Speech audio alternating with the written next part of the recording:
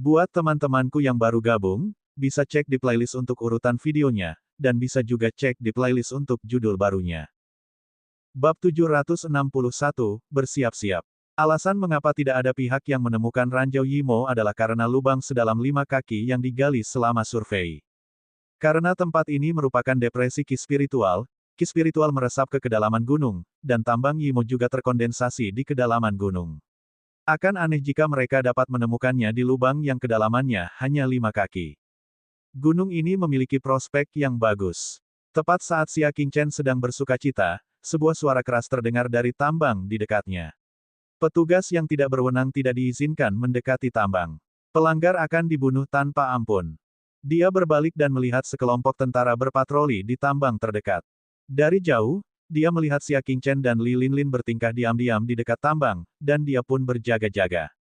Lilin melotot padanya dan berteriak, "Gunung ini berada di wilayah kekuasaanku yang sejuk, bagaimana kau bisa mengaturnya? Jika kau ingin menimbulkan ketegangan di antara kedua pasukan, kami akan melawanmu." Seperti yang diharapkan dari seorang jenderal yang pernah memimpin angkatan darat berkekuatan 100.000, kata-katanya sangat kuat dan luar biasa. Tim patroli merasa bersalah. Setelah memastikan bahwa kelompok Xia Qingchen tidak menyerbu tambang, mereka mundur. Lilinye masih marah. "Cepat atau lambat, aku akan mengusir semua penyusup di wilayah Zongyun," katanya. Sebagai seorang prajurit, hal yang paling sulit untuk ditoleransi adalah pendudukan pegunungan dan sungai. Xia Qingchen menepuk pundaknya dan berkata dengan makna yang dalam, "Jangan khawatir, hari itu tidak lama lagi." Mereka berdua kembali ke kamp militer setelah survei sederhana. Tepat saat itu, hasil penilaian ketua aliansi Ouyang keluar. Wajah tuanya penuh dengan keterkejutan. Itu biji Yimo asli. Sulit dipercaya bahwa biji Yimo ditemukan di tambang kecil. Zhou Bendao tertawa dan bertepuk tangan, "Itu hal yang hebat. Saya akan segera meminta istana militer untuk mulai menambang. Semakin banyak biji Yimo yang kita gali, semakin sedikit yang akan kita rugikan," kata ketua aliansi Ouyang dengan tidak sabar.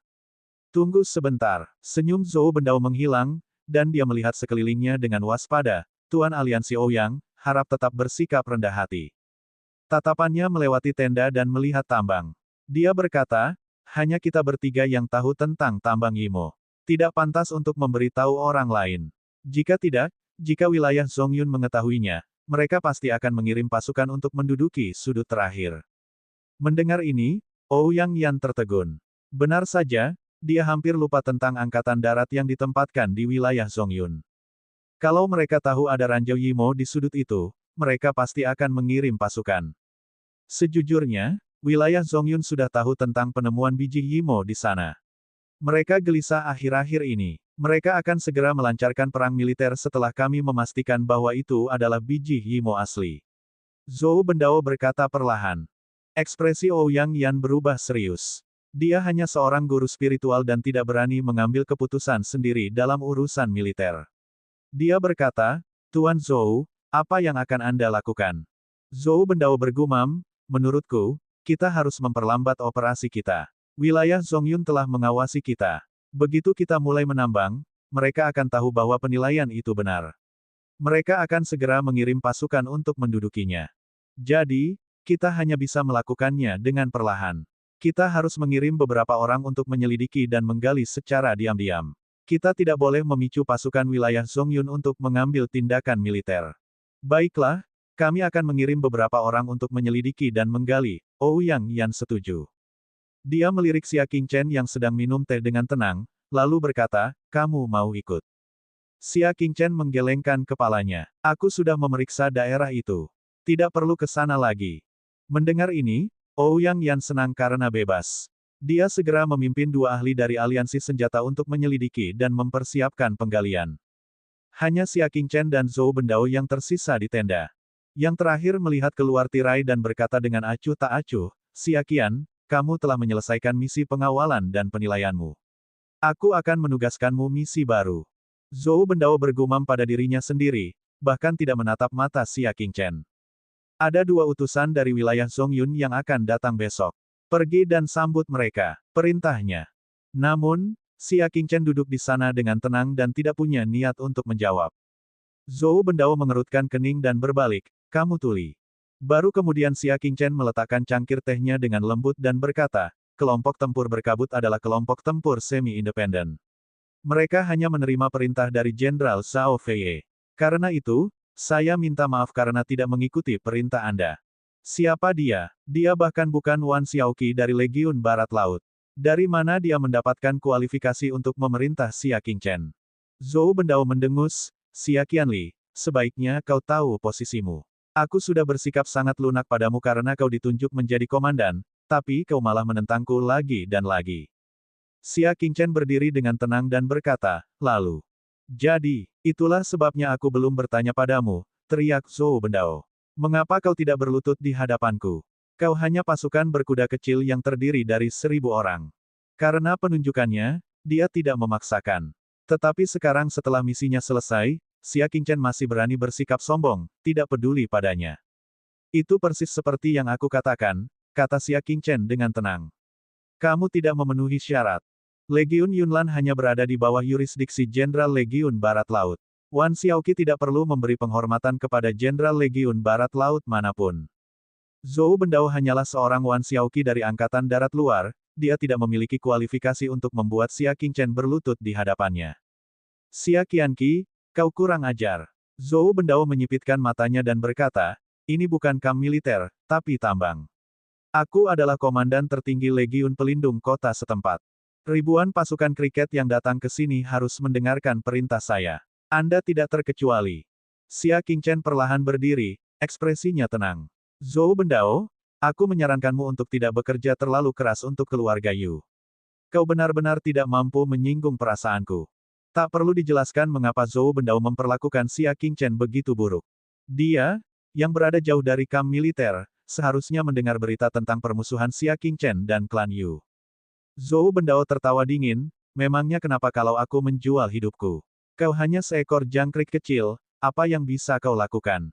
Dengan lambaian tangannya, dia menghancurkan cangkir teh yang baru saja diminum Xia Qingchen di atas meja ke tanah.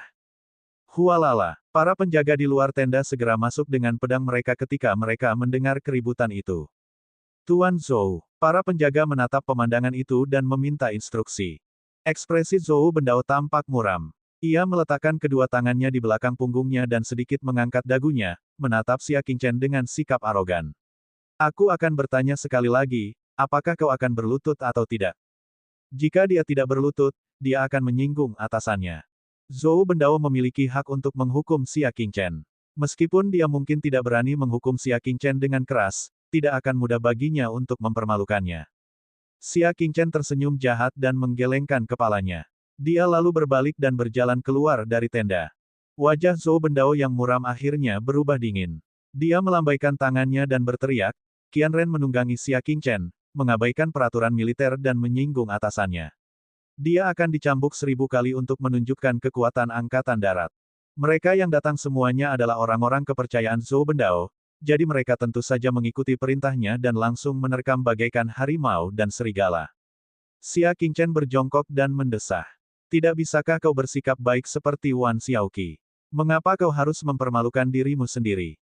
Bahkan keluarga Yu tidak bisa berbuat apa-apa terhadap Xia Qingchen. Sebagai atasan Xia Qingchen, Yu Guitian tetap harus menjaga jarak darinya. Dari mana Zhou Bendao mendapatkan keberanian untuk menghadapinya? Akan tetapi, karena dia bertekad untuk mempersulitnya, dia pasti sudah siap mental. Bab 762, Suara Gembira. Kekuatan astral Xia Qingchen yang telah diubah ke tingkat astral ke-8, mengembun menjadi arus udara berputar sejauh 3 kaki darinya. Ketiga pengawal yang menerkamnya langsung terpental seperti daun jatuh, beterbangan ke segala arah. Salah satu dari mereka bahkan melemparkannya ke Zhou Bendao. Wajahnya menjadi gelap, dan telapak tangannya berubah menjadi cakar dan mencengkeram pinggang pengawal itu. Dia melemparkannya dengan keras, dan jejak permusuhan muncul di wajahnya. Di balik permusuhan itu, ada senyum dingin kegembiraan, bukannya kemarahan. Jika pembangkangan merupakan hukuman ringan 1000 cambukan, maka perlawanan merupakan hukuman berat yang dapat memotong jari. Kau sendiri yang menyebabkan ini. Zhou Bendao berteriak dan mengambil tindakan sendiri. Kekuatan bintang dari transformasi kelima dari posisi astral utama berdenyut di telapak tangannya. Dia melangkah maju, dan sosoknya langsung bangkit kembali seperti pegas. Xia Qingchen tidak terburu-buru, lalu mengeluarkan sesuatu dari lengan bajunya. Apa? Zhou Bendao mencibir, senjata tersembunyi tidak berguna di depan seorang kultivator tingkat astral menengah utama. Petik 2. Dengan kekuatannya, Xia Qingchen bahkan tidak punya waktu untuk menunjukkannya sebelum dia terluka parah oleh telapak tangannya. 10 zang, 5 zang, 1 zang. Kekuatan bintang yang tajam telah mencapai Xia Qingchen, menyebabkan pakaian dan rambut hitamnya menari-nari liar. Namun, pada saat ini, Zhou Bendao tiba-tiba melihat sekilas benda yang dikeluarkan Xia Qingchen. Matanya menyipit, dan serangan telapak tangan yang dia kirimkan ke arah Xia Qingchen tiba-tiba berubah arah dan menyerang ke arah luar. Dia terpental karena momentum yang tak terhentikan dan menabrak balok di sisi tenda. Kaca, balok itu hancur berkeping-keping, dan serpihan kayu menutupi tubuh Zhou Bendao. Serpihan kayu tajam yang tak terhitung jumlahnya bahkan menusuk lengannya, meninggalkan ribuan lubang berdarah, dan darah mengalir keluar. Tenda di sisi lain kehilangan penyangganya dan runtuh, hampir mengubur Zhou Bendao. Zhou Bendao tidak sempat menilai banyaknya luka di tubuhnya. Ia tiba-tiba berbalik dan menatap punggung Xia Qingchen dengan tatapan tidak percaya. Dia yakin bahwa dia belum pernah melihatnya sebelumnya. Apa yang dikeluarkan Xia Qingchen sebenarnya adalah sikat pedang yang sudah lama tidak muncul. Itu adalah simbol otoritas istana militer, dan mereka memiliki hak istimewa tertinggi di atas para jenderal. Inilah yang disebut, satu tingkat lebih tinggi dari yang lain. Xia Qingchen perlahan berbalik, memperlihatkan benda di tangannya. Mata Zhou Bendao menyipit sekali lagi. Itu memang pena pedang. Wajahnya langsung berubah muram dan tenang. Setelah mengedipkan matanya, tatapannya yang muram dan membunuh itu digantikan oleh senyuman dalam sekejap mata. Dia berlutut dengan satu kaki dan berkata, Jenderal Zhou Bendao memberi hormat kepada Tuan Xia. Saya tidak tahu bahwa Tuan Xia mendapat pedang dan sikat sebagai hadiah. Saya telah menyinggung Anda, tetapi saya bersedia menerima hukuman saya. Zhou Bendao tersenyum meminta maaf. Pengawal, saya telah menyinggung orang yang memberi saya pedang dan sikat. Saya akan dihukum dengan 1000 cambuk. Harus dikatakan bahwa Zhou Bendao fleksibel. Beberapa saat yang lalu, dia masih saja bersikap arogan dan angkuh.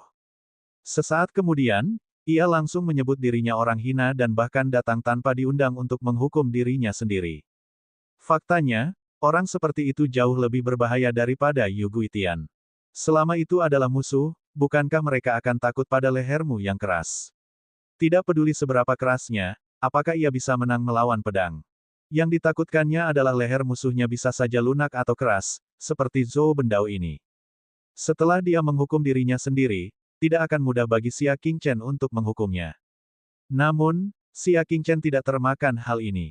Dia telah melihat terlalu banyak orang yang serupa dan sudah terbiasa berurusan dengan mereka.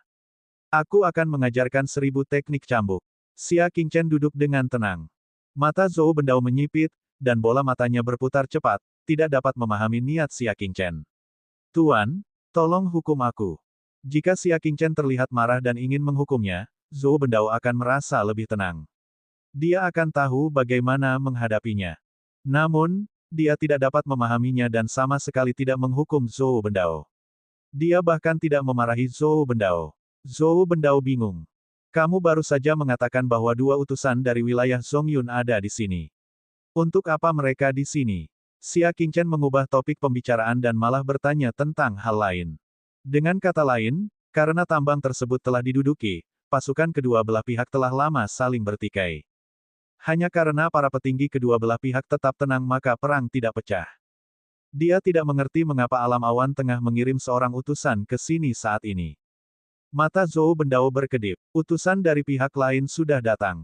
Dia datang untuk melaporkan perubahan di Angkatan Darat wilayah Zongyun. Katanya, kedua belah pihak telah mengumpulkan pasukannya, dan mobilisasi skala besar apapun dapat menyebabkan kesalahpahaman di pihak lain, yang akan berujung pada perang. Oleh karena itu, meskipun kedua belah pihak bermusuhan, mereka memiliki kesepakatan.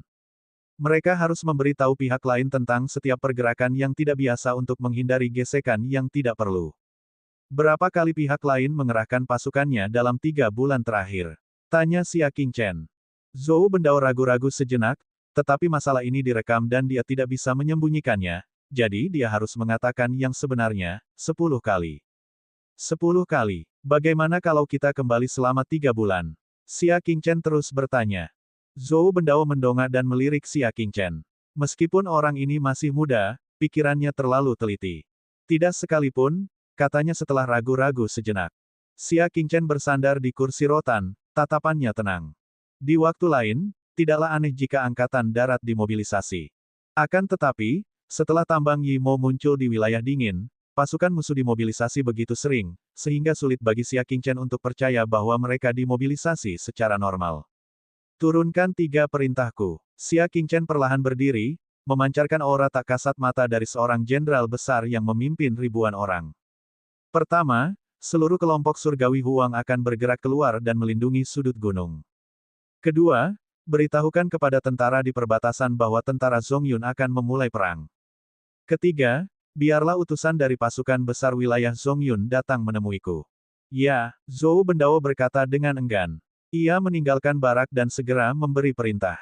Namun, perintah yang ia berikan kepada bawahannya adalah untuk menghentikan operasi sementara. Sedangkan untuk menginformasikan kepada tentara perbatasan, dia tidak melakukan apa-apa.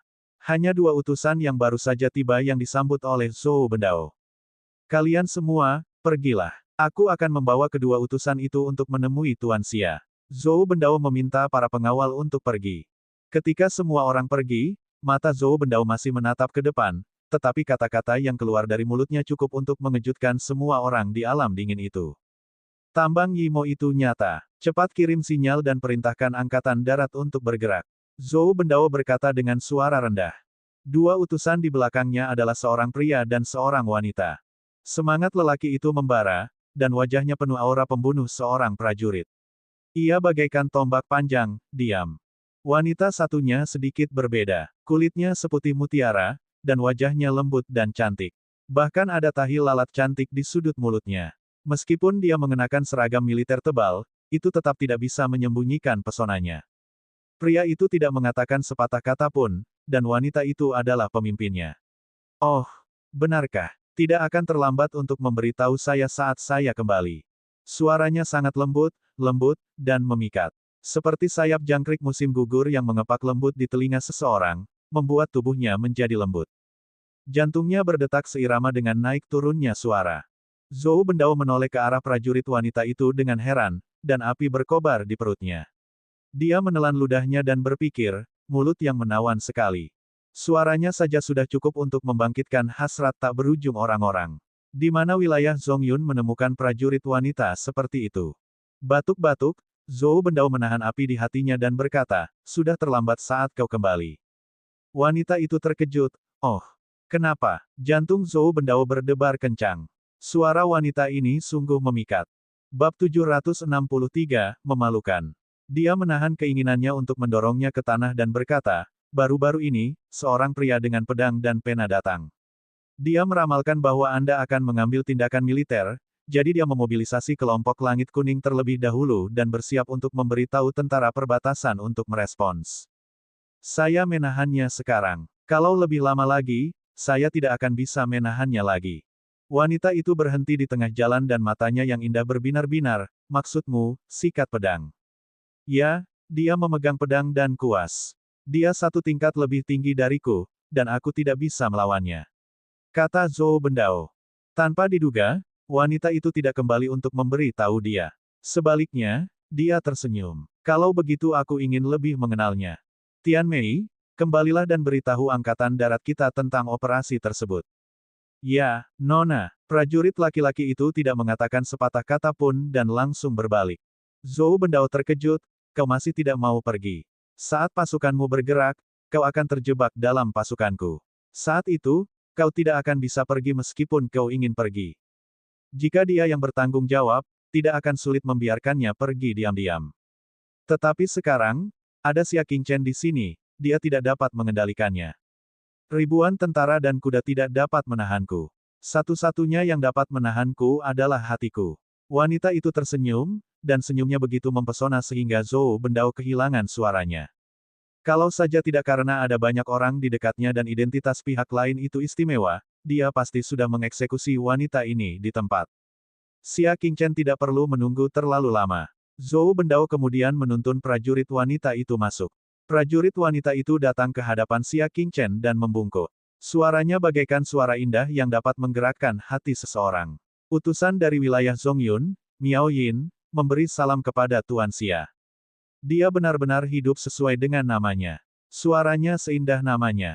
Xia Qingchen memegang cangkir teh dan tidak menatapnya langsung, membiarkannya berlutut di tanah. Dia tidak berniat membuatnya berdiri. Untuk apa kamu di sini? Miao Yin mengangkat kepalanya, memperlihatkan senyum menawan. Miao Yin ada di sini untuk memberitahu istana militer atas perintah Huang Hun. Kita akan dimobilisasi dalam 2 jam. Ini adalah mobilisasi normal. Jangan khawatir. Xia Qingchen menyesapnya dan berkata dengan tenang, pria, kemarilah.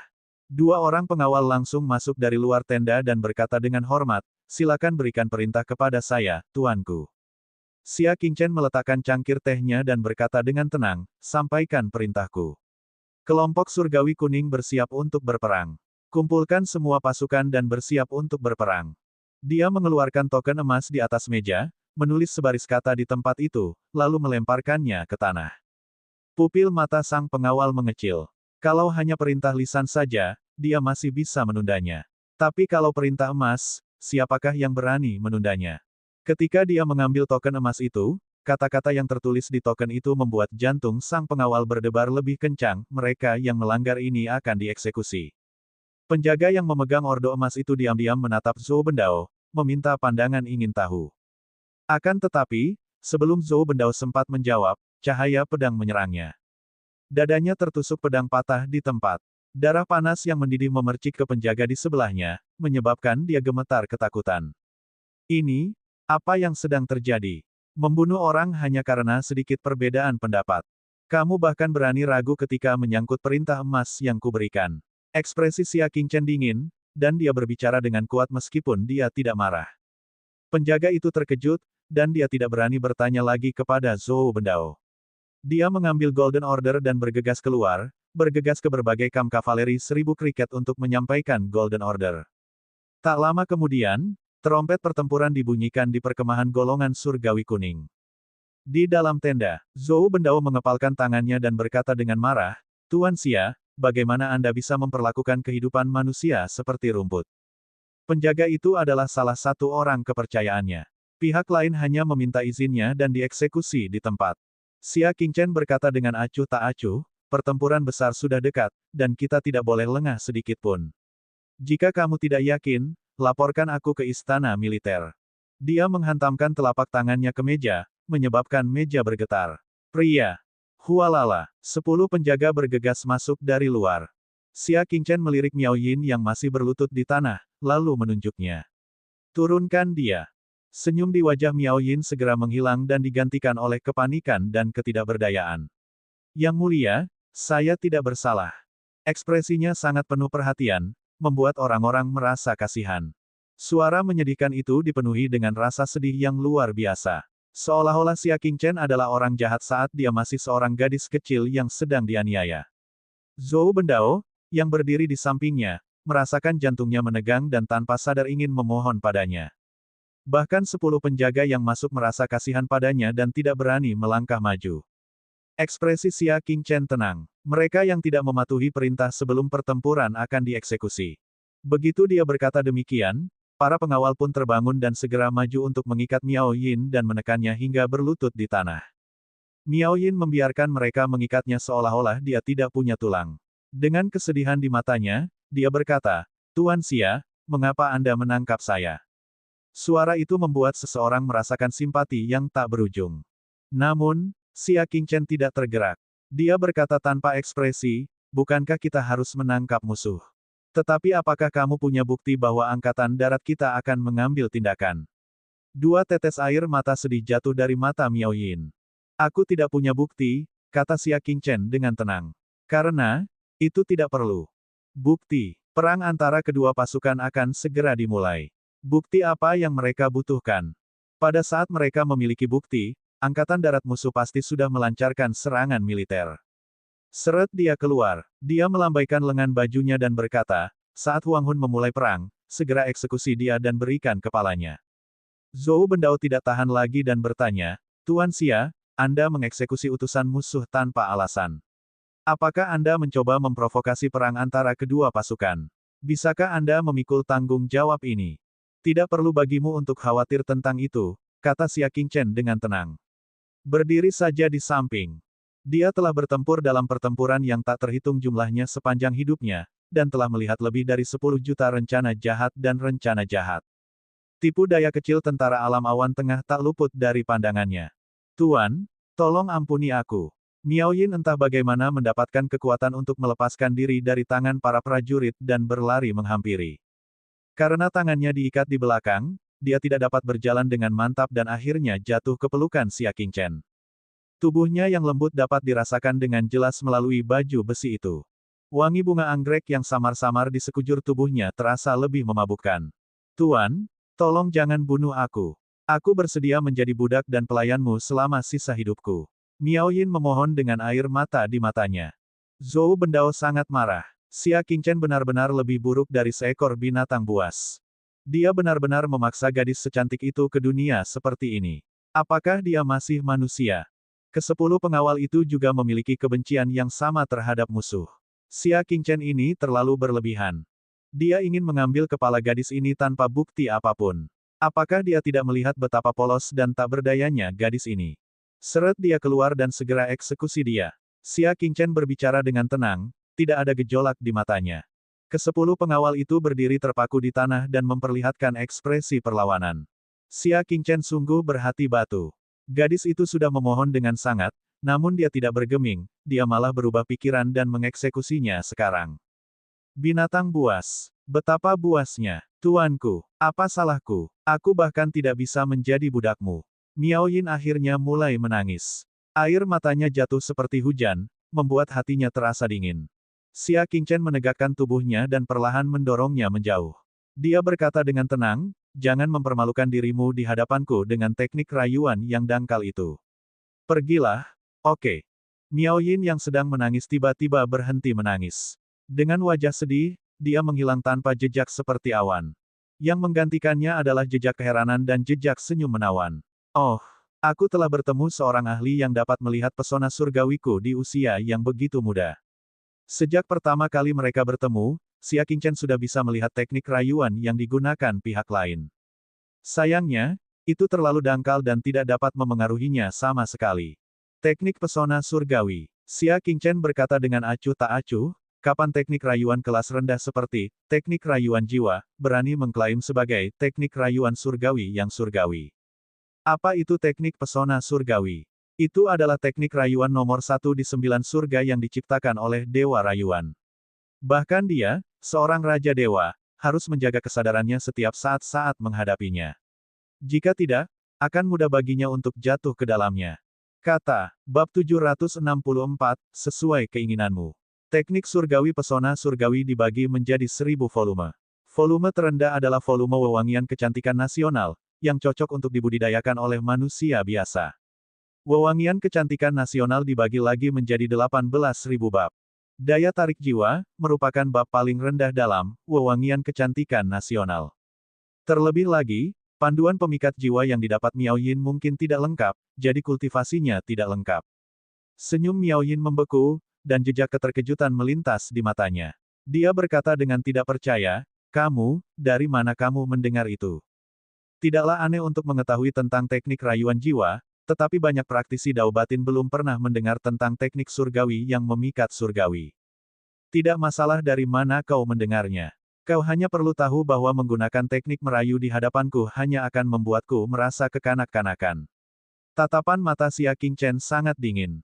Pesona Miao Yin telah sirna, dan jejak niat membunuh masih terpancar di matanya. Dia berkata, aku sedang menyelidiki siapa yang membunuh orang kepercayaanku. Aku tidak menyangka akan bertemu denganmu di sini.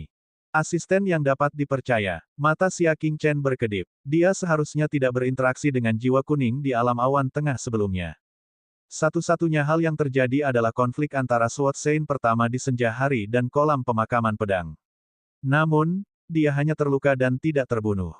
Bagaimana dia membunuh ajudan kepercayaannya? Tiba-tiba, sebuah pikiran terlintas di benak Xia Qingchen.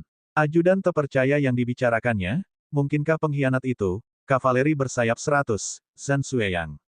Saat itu, di wilayah iblis besar di West Ridge, Xia Qingchen telah membunuh seorang pengkhianat bernama Zhan Xueyang. 2 token ditemukan di tubuhnya. Selain identitasnya sebagai kavaleri bersayap 100 Zhan Sueyang dari alam dingin, dia juga memiliki identitas lain, agen rahasia kelas 3 Raja Zongyun, Zhao Xin. Dia memperoleh pena pedang dari Zhao Xin. Jadi, Zhao Xin adalah orangmu. Xia Qingchen mengerti.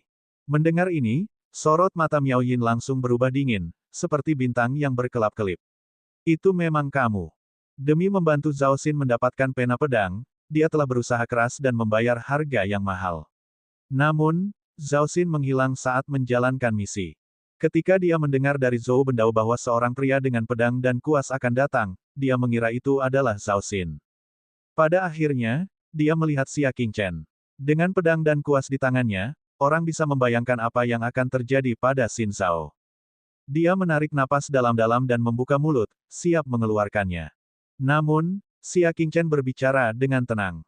Teruslah muntah. Aku ingin melihat apakah jarum di mulutmu akan menusukku terlebih dahulu, atau apakah pedang di tanganku akan menembus lehermu terlebih dahulu.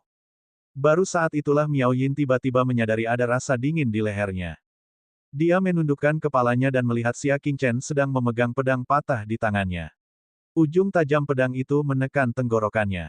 Jadi ternyata ketika Xia Qingchen mendorongnya tadi, dia juga telah menghunus pedangnya untuk berjaga-jaga seandainya terjadi sesuatu yang tidak diharapkan. Benar saja, Miao Yin memendam niat jahat.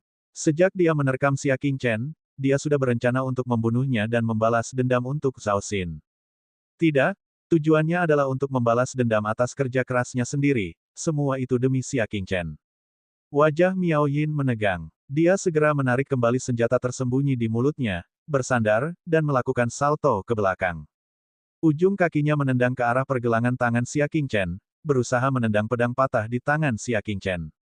Xia Qingchen hanya menggeser pergelangan tangannya dengan santai dan menendang keluar. Kedua kaki pria itu saling bersentuhan.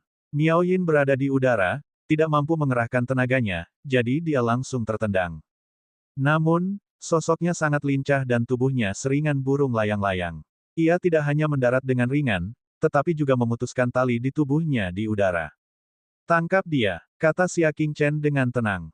Ke-10 pengawal itu terkejut. Bagaimana mungkin mereka membiarkan seorang pembunuh yang mencoba membunuh pemimpin mereka melakukan hal itu?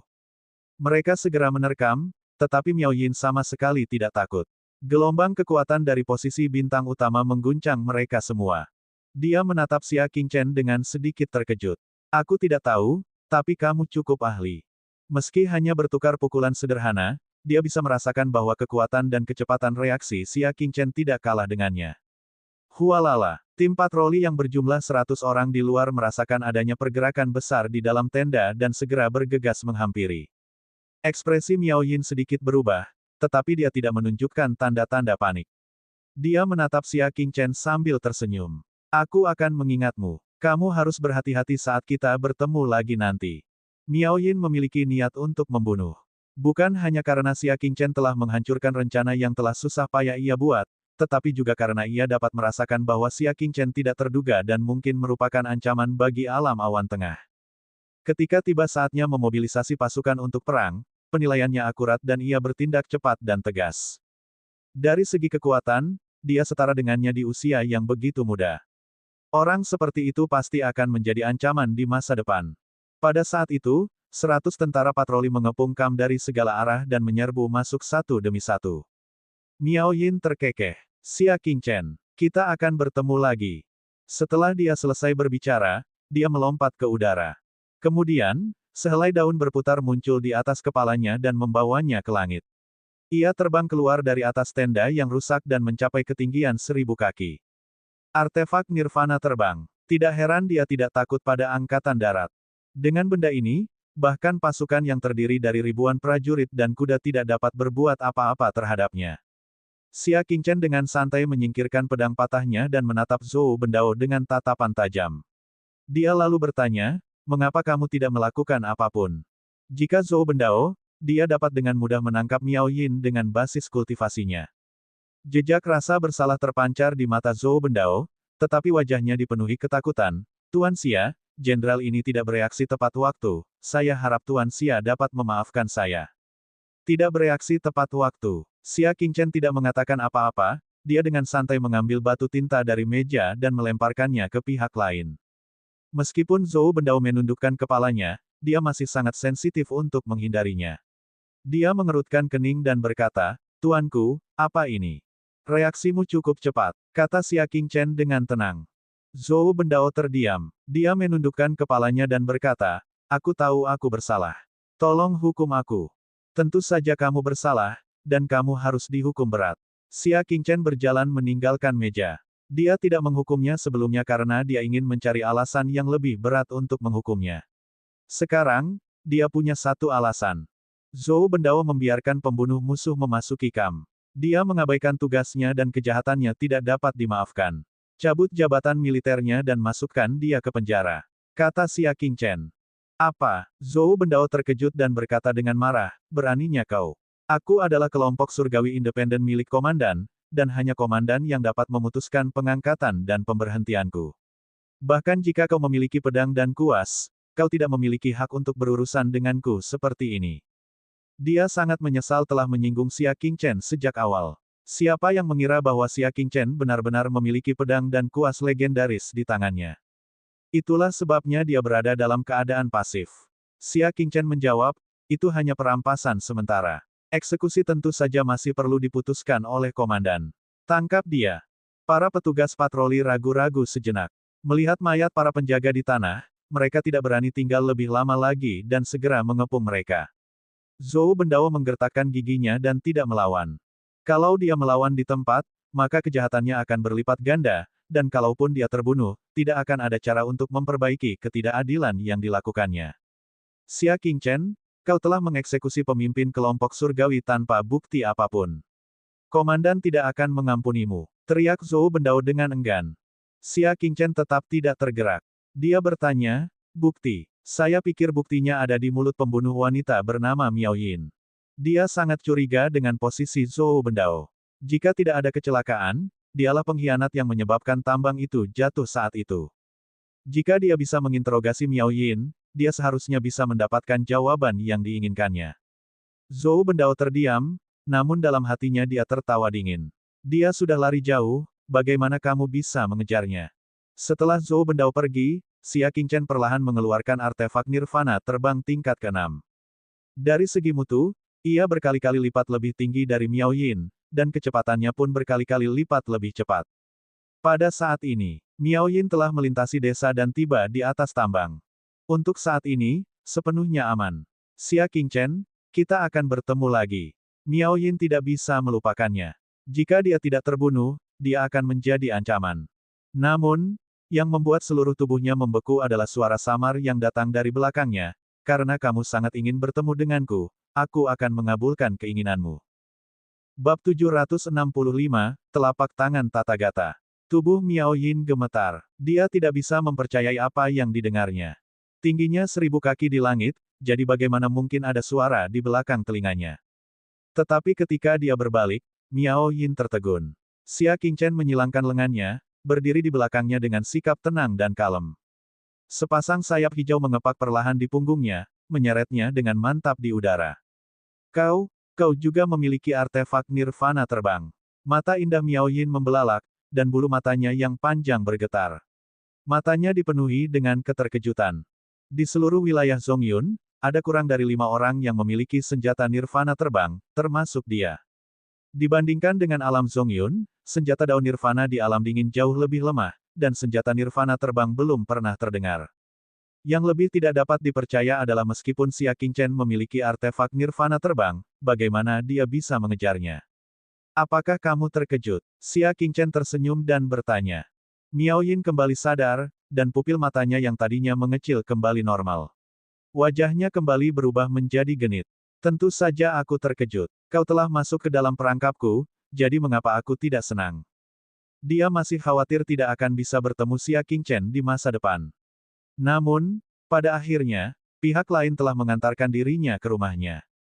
"Apakah kamu sangat ingin bersama adikmu? Kalau begitu aku akan memenuhi keinginanmu." Senyum menawan Miao Yin menggetarkan jiwa, dan suaranya memabukkan. Begitu dia selesai berbicara, dia mengeluarkan kipas lipat dan tiba-tiba membukanya. Di dalam kipas lipat itu terdapat lukisan erotis yang membuat wajah orang memerah. Lukisan itu menggambarkan seorang pria dan wanita telanjang yang sedang berhubungan dalam berbagai posisi. Tentu saja, fokusnya bukan pada lukisan, tetapi pada kabut merah muda yang menyebar tertiup angin. Bunga musim semi, bulan musim gugur. Miao Yin menunjuk dengan jarinya. Kabut itu tampak hidup dan segera berubah menjadi rantai merah muda, melingkari Xia Qingchen. Ini adalah salah satu teknik bela diri terbaiknya. Begitu musuh terjerat, kabut akan masuk ke tubuh musuh melalui semua lubang. Dan kabut itu mirip dengan obat ekstasi di dunia fana. Namun, ramuan itu berasal dari seorang Grandmaster ramuan roh di alam awan tengah. Kekuatan dan efeknya sangat kuat. Begitu seorang ahli alam bulan kecil terjebak, ia akan jatuh ke dalam keadaan kebingungan dan tidak dapat melepaskan diri. Pada akhirnya, mereka akan bergantung pada belas kasihan orang lain. Adik Xia, hati-hati. Miao Yin menjilat bibirnya. Xia Qingchen mundur selangkah kecil. Namun, rantai itu tampaknya memiliki kecerdasan. Kecepatannya meningkat secara eksplosif dan langsung melilit Xia Qingchen, mengikatnya. Melihat hal ini, hati Miao Yin pun mantap. Melihat Xia Qingchen, dia tiba-tiba tidak tega membunuhnya. Jika karakter seperti itu bisa bergabung dengan alam awan tengah dengan kekaguman yang tulus, dia pasti akan menjadi pilar pendukung. Jangan melawan. Nikmatilah kenikmatan mabuk secara perlahan. Miao Yin tersenyum tipis. Hanya dalam 3 tarikan napas, efek kabut merah muda akan terasa. Saat itu, Xia Qingchen seperti seekor domba kecil yang jatuh ke tangannya. 3 napas berlalu dalam sekejap. Namun, Xia Qingchen tetap berdiri di tempatnya. Rantai merah muda yang melilitnya seperti pangsit tidak bergerak sama sekali. Apa? Miao Yin merasa ada yang salah, jadi dia melangkah maju untuk mengujinya. Akan tetapi, saat ia hendak mendekati kepompong yang terbentuk dari rantai merah muda itu, sebuah telapak tangan secepat telapak tangan elang tiba-tiba muncul dari kepompong itu dan mencengkeram pergelangan tangannya. Rantai merah muda itu bergetar dan memperlihatkan beberapa kekurangan, sehingga Miao Yin dapat melihat situasi di dalamnya. Akan tetapi, saat dia melihatnya, dia tidak dapat menahan diri untuk tidak terkesiap. Permukaan tubuh Xia Qingchen dikelilingi oleh aliran udara spiral berwarna hijau. Aliran udara itu dengan cepat membentuk bola, menghalangi rantai merah muda itu. Aku akan membiarkan diriku merasakan sendiri rasa mabuknya. Tubuh Xia Qingchen sedikit gemetar. Bola udara itu berputar ke arah yang berlawanan, dan rantai merah muda yang mengelilinginya terguncang. Sebagian dari rantai itu menerkam ke arah Miao Yin. Tatapan mata Miao Yin berubah. Dia ingin mundur, tetapi Xia Qingchen mencengkeram pergelangan tangannya, membuatnya tidak bisa menghindar tepat waktu. Jangan! Miao Yin langsung diikat dengan rantainya sendiri di tempat. Gumpalan kabut merah muda memasuki tubuhnya. Seluruh tubuh Miao Yin bergetar, dan wajahnya menunjukkan kepanikan. Jangan! Aku tidak mau. Setelah 3 kali tarikan napas, wajah Miao Yin memerah dan napasnya cepat. Dia terus melepaskan baju besinya. Baju zirahnya yang tebal dilepaskan satu persatu, menampakkan sosok dan penampilan aslinya. Kulitnya halus dan cerah, kulitnya cerah dan halus, dan dia anggun seperti seorang wanita cantik di dalam air. Itu adalah wajah buatan manusia yang dipahat dengan indahnya, yang memancarkan keindahan yang tiada taraf. Pinggangnya yang ramping bagaikan ranting pohon willow yang tertiup angin, begitu tipisnya hingga tidak dapat dipegang. Sungguh teknik surgawi, permaisuri surgawi dari lukisan itu. Pada saat ini, dia sangat teracuni oleh cinta, mengerang dan terengah-engah, ekspresinya mabuk, yang membuat seseorang semakin impulsif. Dia tidak lagi melawan tangan Xia Qingchen. Sebaliknya, dia memanfaatkan situasi dan menarik tubuh lembutnya ke pelukan Xia Qingchen. Dia seperti ular yang lemah dan tak bertulang, meliuk-liuk di atas tubuhnya. Bibirnya yang merah ceri tampak semakin memikat saat dia berbisik di telinganya, "Cintailah aku, kamu mencintaiku." Xia Qingchen tetap tidak tergerak, tatapannya masih jernih seperti sebelumnya. Dia berkata dengan tenang, "Bukankah aku sudah bilang padamu untuk tidak menggunakan teknik merayu di hadapanku?" Itu benar-benar kekanak-kanakan. Telapak tangan kirinya dengan lembut menggenggam tangan Miao Yin lainnya. Tangannya saat ini memegang belati hijau zamrud, hendak menusuk paha Xia Qingchen. Miao Yin yang sedang mabuk tiba-tiba membuka matanya. Tatapan matanya langsung tajam, dan ekspresi mabuk di wajahnya pun memudar seperti air pasang. Bagaimana dia benar-benar diracuni oleh cinta. Sebagai orang yang menggunakan racun cinta, dia tidak kekurangan cara untuk melindungi diri dari racun cinta. Kalau tidak, bukankah akan merepotkan jika dia secara tidak sengaja melibatkan dirinya dalam proses melawan musuh? Wajah Miao Yin dipenuhi dengan kebencian, dasar bocah nakal, aku sudah mengorbankan diriku sendiri, tapi aku tidak bisa menipumu. Mungkinkah kau adalah reinkarnasi dari monster tua? Faktanya, dia setengah benar. Bagaimana mungkin seorang pemuda biasa memiliki watak seperti Xia Qingchen? Dia telah terpikat olehnya sejak mereka bertemu. Xia Qingchen meraih kedua pergelangan tangannya dan berkata, kembalilah bersamaku. Dalam mimpimu, Miao Yin mencoba melepaskan diri, tetapi pergelangan tangannya seperti dijepit oleh penjepit besi, tidak bisa bergerak. Senjata tersembunyi di mulutnya berkedip-kedip. Dia membuka mulutnya lagi dan meludahkan senjata tersembunyi itu, mengarahkannya langsung ke wajah Xia Qingchen, mencoba memaksanya mundur. Tanpa diduga, Xia Qingchen bahkan tidak mencoba menghindar. Dia hanya membuka mulutnya dan menggunakan giginya untuk menggigit jarum panjang senjata tersembunyi itu. Jangan bilang kau harus memohon padaku untuk pergi bersamamu. Miao Yin tercengang. Baru sekarang dia menyadari bahwa Xia Qingchen sangat sulit dihadapi dan ingin mundur terlebih dahulu. Dia melupakan desa di depannya dan mendengus, tunggu saja. Tulang-tulang di sekujur tubuhnya tiba-tiba mengeluarkan bunyi berderak dan pergelangan tangannya yang sedang dipegang tampak menyusut. Xia Qingchen tanpa sadar mengepalkan tinjunya. Namun, kulitnya halus dan lembut, dan dia tidak bisa memegangnya bahkan jika dia mau. Mereka seperti dua ekor ikan loah yang merayap pergi. Miao Yin memanfaatkan kesempatan itu untuk terjatuh. Namun, saat ia berhasil melepaskan diri dari genggaman Xia Qingchen, ia merasa ada sesuatu yang salah. Tubuhnya seperti batu, jatuh lurus ke bawah, sangat berat. Jantungnya berdebar kencang. Ia menyentuh kepalanya, tetapi kosong. Artefak nirvana yang terbang, tidak ada lagi. Pikirannya kosong sesaat, lalu dia berteriak, ah! Dia langsung kehilangan keseimbangan dan terus berguling sekitar 1000 kaki di udara. Saat dia berguling hingga berbaring telentang, dia melihat Xia Qingchen sedang memainkan artefak nirvana berbentuk daun seputih salju di tangannya. Bab 766, mohon aku untuk menangkapmu. Artefak nirvana terbangku. Wajah cantik Miao Yin menjadi pucat. Kapan artefak nirvana miliknya diambil? Akan tetapi, dia tidak punya waktu untuk berpikir karena tubuhnya terjatuh dengan keras.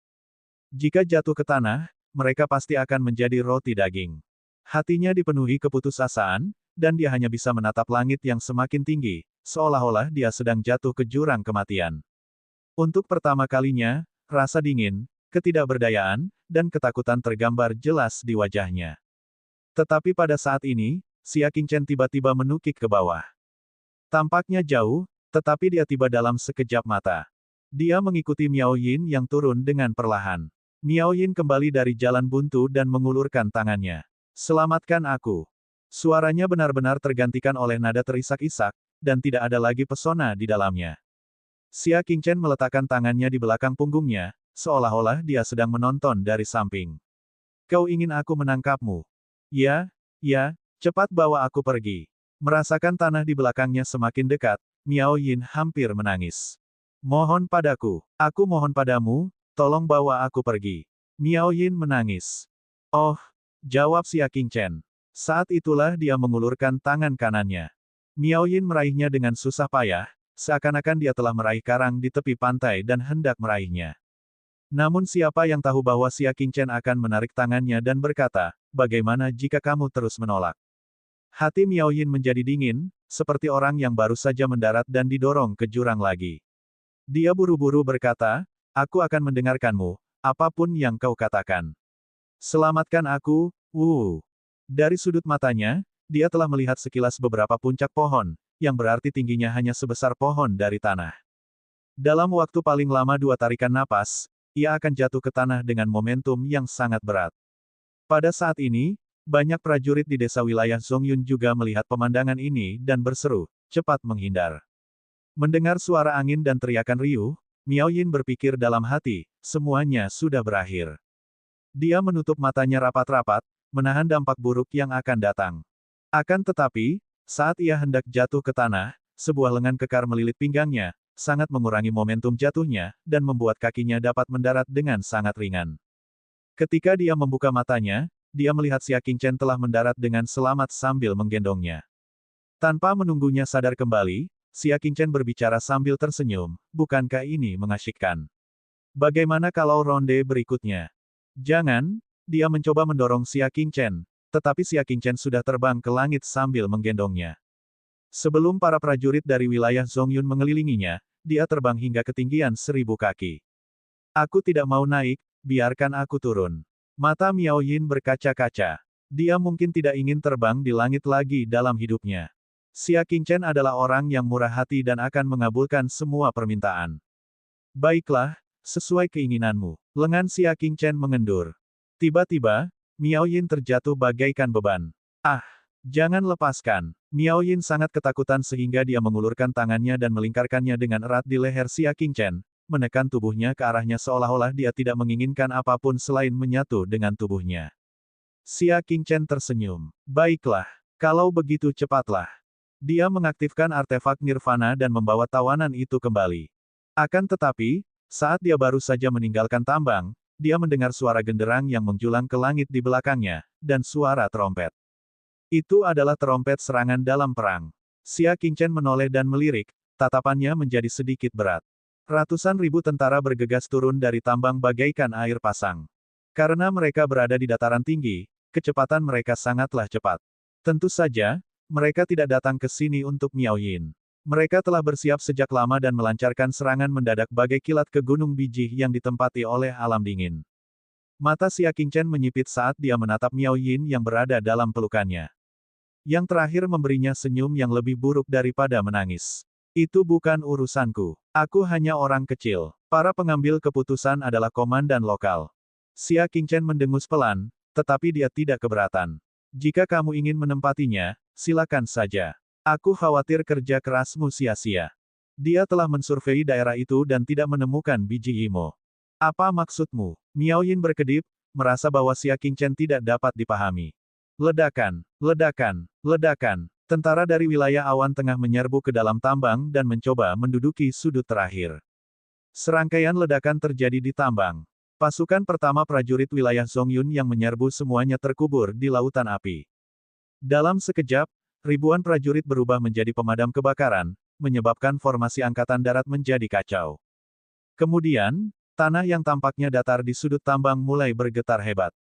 Itu adalah artefak nirvana tak terlihat yang super besar dengan radius 5 km.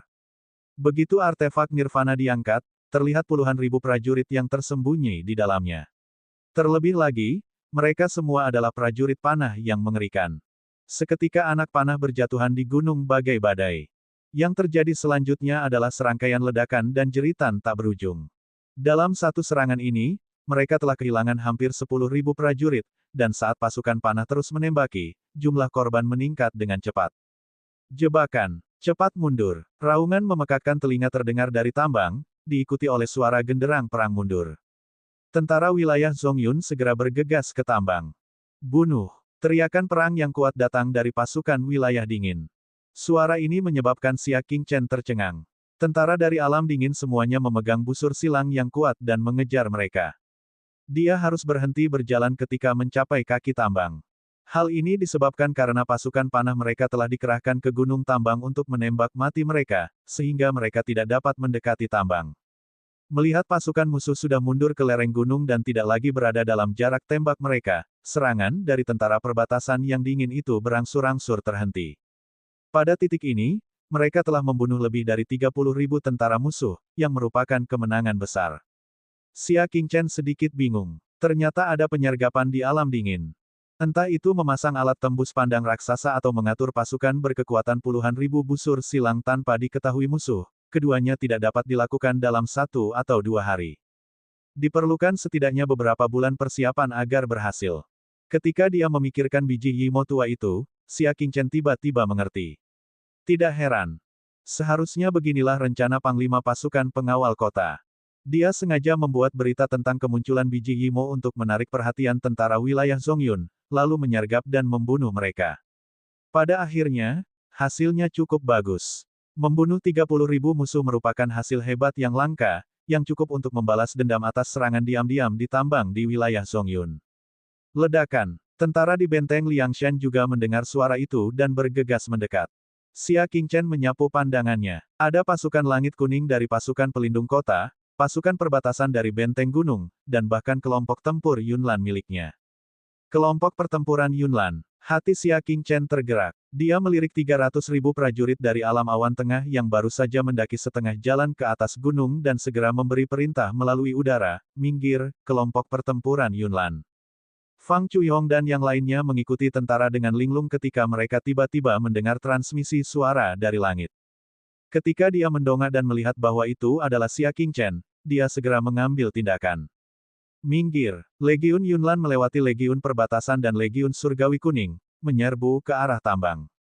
Komandan Legiun Perbatasan hadir. Alis putihnya berkerut saat dia mengarahkan cambuknya dan berkata dengan nada bermartabat, "Bawahan siapa ini? Bagaimana dia bisa begitu sembrono? Tidakkah mereka melihat bahwa pasukan panah mereka telah ditarik? Apa yang dilakukan para prajurit wanita ini? Bukankah mereka akan menjadi sasaran panah musuh?" Bab 767, Kekalahan yang Memalukan. Pemimpin kelompok surgawi kuning tetaplah Zhou Bendao. Situasi pertempuran itu tiba-tiba, dan Xia Qingchen tidak berada di kelompok surgawi. Mereka seperti naga tanpa pemimpin. Oleh karena itu, bawahannya mengundang Zhou Bendao untuk keluar dan membiarkannya memimpin tim. Zhou Bendao menatap langit dan berkata dengan wajah muram, "Itu adalah 1.000 kavaleri kriket di bawah tentara pelindung kota." Xia Qingchen yang bertanggung jawab atas itu. Melihat kelompok pertempuran Yunlan yang sudah pergi jauh dan tidak dapat dikejar, Komandan Legiun Perbatasan mengerutkan kening dan berkata, "Ketika aku kembali ke Liang Wangfu di pertengahan tahun, aku pasti akan bertanya kepadanya bagaimana Xi Yanhu memimpin pasukannya, untuk benar-benar membesarkan sekelompok prajurit bodoh." Xi Yanhu adalah Komandan Legiun Perlindungan Kota, dan dia bertanggung jawab atas Legiun Barat Laut dan 8 pasukan besar lainnya. Panglima Legiun Perbatasan di depannya, Bai Zantian, adalah seorang panglima tua yang seusia dengan Xi Yanhu. Kedua komandan tersebut masing-masing mengendalikan angkatan darat dan mengintimidasi semua orang. Di antara 10 panglima besar, mereka berdua memiliki status tertinggi dan dikenal sebagai dewa perang alam dingin. Namun, dari segi status, Xi Yanhu dari Legiun Pelindung Kota berada satu tingkat lebih tinggi. Karena itu, Xi Yanhu dipercayakan dengan tugas penting untuk menjaga bagian luar kota dan melindungi wilayah dingin. Melihat kelompok petarung 1.000 jangkrik Xi Yanhu bertindak gegabah, dia merasa geli sekaligus marah. "Jika saatnya tiba, aku akan meludahi wajahnya." Bai Zantian sangat marah. Zhou Bendao menghela napas dalam hati. Betapa bodohnya kelompok tempur Yunlan. Tim yang terdiri dari 1.000 orang berani mengejar 300.000 tentara musuh. Terlebih lagi, ia berada di bawah perlindungan tentara panah musuh. Ketika kelompok tempur Yunlan mengalami kerugian besar, mereka akan melihat bagaimana Xia Qingchen akan menjelaskannya. Saat itu, tidak akan mudah baginya untuk kehilangan jabatannya. Dia akan dipenggal kepalanya karena kejahatannya. Kelompok pertempuran Yunlan berlari kencang dan bertemu dengan pasukan panah mereka. Sebuah suara keras terdengar dari dalam, kelompok pertempuran awan berkabut, "Berhenti. Kalian tidak diizinkan untuk maju." Fang Chuyong dan yang lainnya tidak ragu-ragu. Tatapan mereka tegas dan mereka berkata, "Hanya kematian yang tidak akan melanggar perintah Tuan Xia." Maksudnya adalah, selama itu adalah perintah Xia Qingchen, meski mereka tahu akan mati, mereka sama sekali tidak akan mundur. Ledakan. Kelompok pertempuran Yunlan menunggangi binatang iblis mereka dan dengan cepat tiba di kaki gunung. Angkatan darat mendesah. Apa yang akan terjadi selanjutnya? Mungkin sekelompok tentara wanita akan ditembak mati sebagai sasaran hidup. Akan tetapi, mereka tidak layak mendapat simpati. Sekelompok prajurit bodoh. Jika mereka tidak mati sekarang, mereka akan melibatkan rekan-rekan mereka dan mati cepat atau lambat. Orang-orang di alam awan tengah terkejut. Dari mana datangnya para prajurit bodoh ini? Tembak. Perintah tanpa emosi dari komandan musuh datang dari puncak gunung. Cilalala. Sejumlah besar anak panah ditembakkan ke arahnya. Akan tetapi, bukan saja kelompok pertempuran klan awan berkabut itu tidak menghindar, mereka juga meloncat turun dari binatang iblis mereka. Kemudian, ia menciptakan pemandangan yang tidak akan pernah dilupakan oleh pasukan kedua belah pihak. Ada 100 orang dalam satu tim, dan totalnya ada 10 tim. Orang-orang dari masing-masing tim saling berpegangan tangan dan membentuk lingkaran. Kemudian, mereka menyatukan kekuatan mereka menjadi satu dan mengerahkan kekuatan mereka secara bersamaan. Ledakan. Seperti gemuruh guntur yang tiba-tiba, setiap tim langsung melompat 1000 kaki ke udara. Lalu, garis-garis muncul di bawah kaki mereka, membentuk susunan yang sangat besar.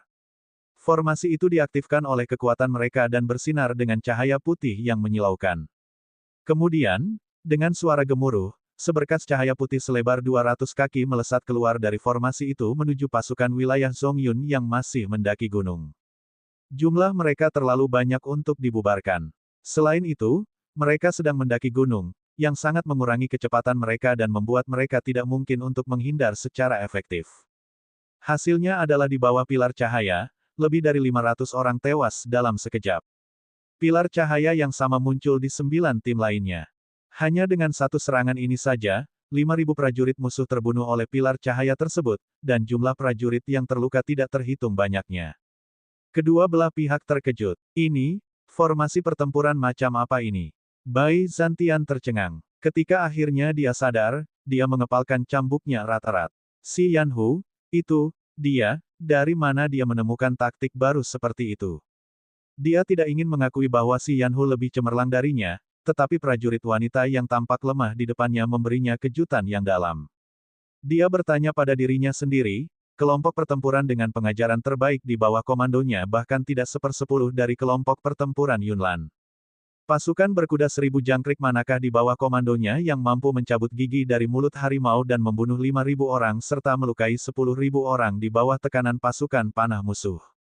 Bahkan Wan Xiaoqi akan merasa sulit melakukannya, apalagi Qian Qixi.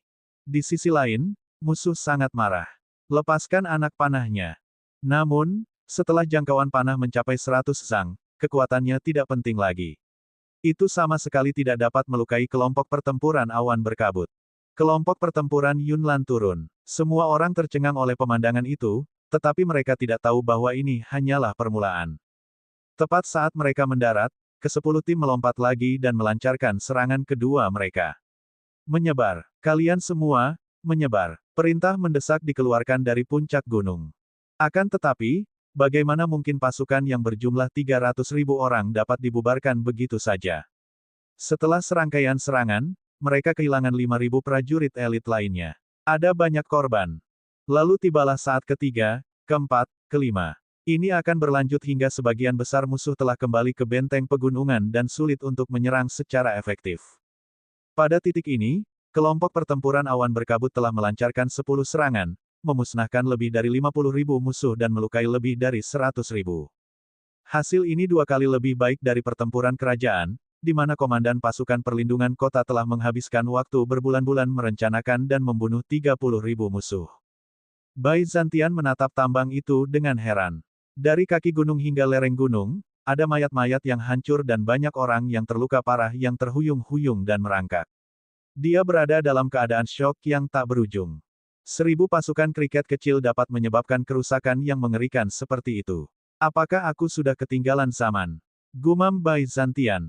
Belum lagi alam yang sejuk itu, hasil yang menantang surga seperti itu belum pernah muncul di alam manapun. Mengatakan bahwa pertempuran ini merupakan mukjizat adalah suatu penghinaan terhadap pertempuran ini. Tidak ada satupun anggota kelompok pertempuran awan berkabut yang terluka, 50.000 musuh terbunuh, dan 100.000 musuh terluka. Ini adalah pertempuran antara prajurit dewa.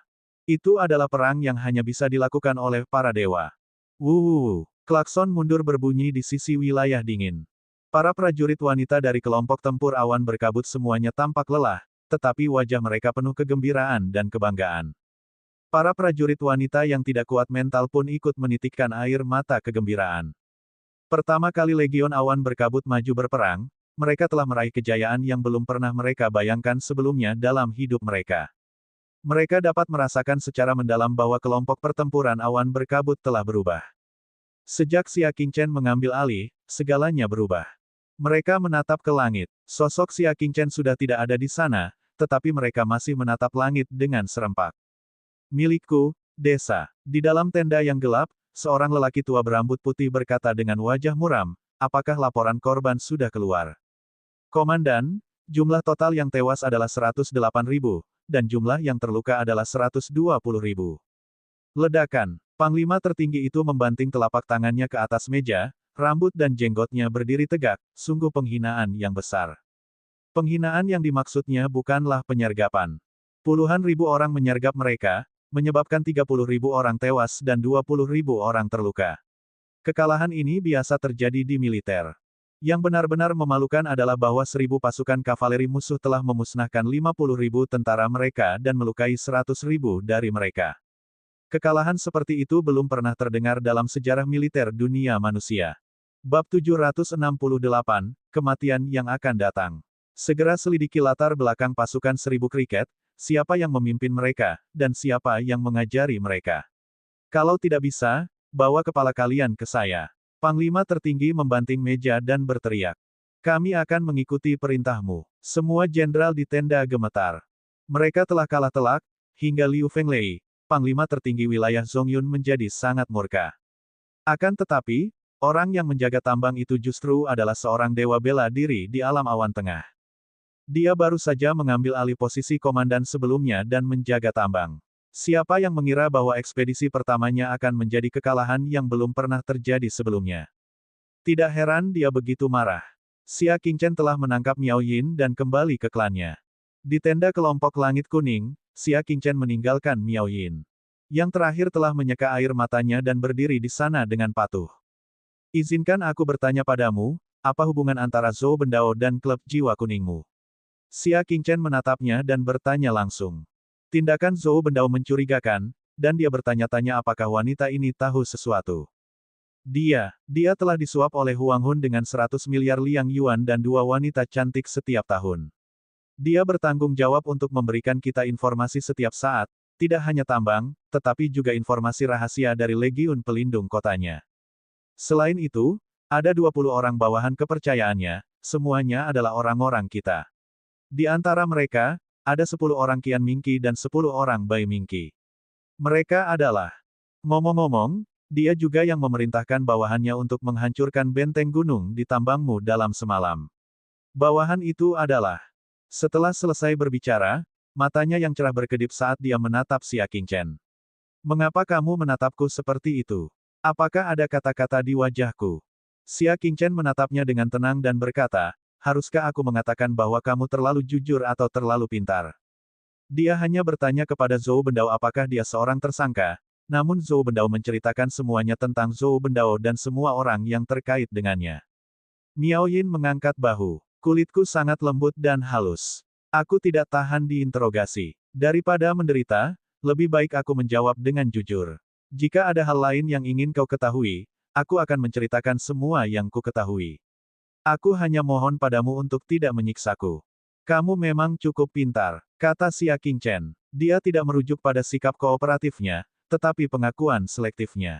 Setelah kejadian ini, istana militer pasti akan menyelidiki secara menyeluruh siapa yang telah membocorkan berita bahwa biji Yi Mo teridentifikasi sebagai asli dan telah menarik serangan tentara wilayah Zongyun. Hanya Xia Qingchen, Ketua Aliansi Ouyang, dan Zhou Bendao yang mengetahui hasil penilaian. Tuan Aliansi Ouyang, sebagai kepala tim penilai kediaman Pangeran Liang, tidak perlu khawatir tentang pendiriannya. Adapun Xia Qingchen, dia tiba-tiba diminta untuk melaksanakan misi penilaian dan tidak memiliki kesempatan untuk berkolusi dengan alam awan tengah. Satu-satunya tersangka adalah Zhou Bendao. Kalau sudah tertangkap, bagaimana mungkin anak buah komplotannya bisa kabur? Miao Yin tampaknya sudah menjelaskan banyak hal, tetapi kenyataannya, istana militer akan mengetahui semuanya cepat atau lambat. Dan dia tidak mengatakan sepatah kata pun tentang apa yang tidak diketahui istana militer. Terlihat betapa cerdasnya wanita ini. Dia baru saja mengalami goncangan hebat dan mampu segera memulihkan ketenangannya. Miao Yin tidak tahu bahwa Xia Qingchen sudah mengetahuinya dan berpura-pura tidak tahu. Dia tersenyum dan berkata, terima kasih atas pujianmu, Tuan Xia. Namun, dia tidak bisa lagi tersenyum. Karena wajah Xia Qingchen terus berubah, jantungnya berdebar kencang. Dia segera menundukkan kepalanya dengan patuh, hanya menggunakan tatapannya untuk diam-diam meliriknya. Dia merasa sangat tertekan di dalam hatinya. Pihak lain jelas-jelas seorang pemuda yang bahkan lebih muda darinya, tetapi dia memberinya rasa panik yang tidak dapat dijelaskan. Seolah-olah dia sedang menghadapi raja wilayah Zongyun yang pikirannya tidak pernah bisa ditebak. Kau bilang, haruskah aku membunuhmu atau membiarkanmu pergi? Tatapan mata Xia Qingchen tertuju pada daun teh yang mengambang naik turun di dalam cangkir teh. Miao Yin diam-diam berpikir, seperti yang diharapkan. Siapa yang ingin mati? Katanya serius. Xia Qingchen bergumam. Aku ingin membunuhmu karena kamu sangat cerdas. Ketika sayapmu tumbuh sepenuhnya, kamu pasti akan menjadi musuh besar di alam dingin. Lalu mengapa kamu ragu-ragu? Mata Miao Yin menjadi dalam. Xia Qingchen menatap teh itu dalam diam. Itu karena aku tidak membunuh orang yang tidak bersalah. Ucapnya. Saat mata Miao Yin berbinar, Xia Qingchen berbicara lagi, jadi, aku memutuskan untuk menyerahkanmu ke istana militer untuk ditangani. Hati Miao Yin hancur berkeping-keping.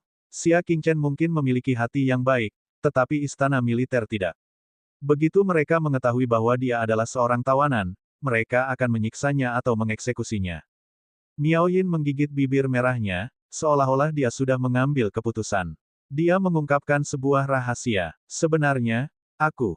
Bahasa Huala. Tiba-tiba tirai terangkat. Zhou Bendao memimpin 3.000 pasukan kriket.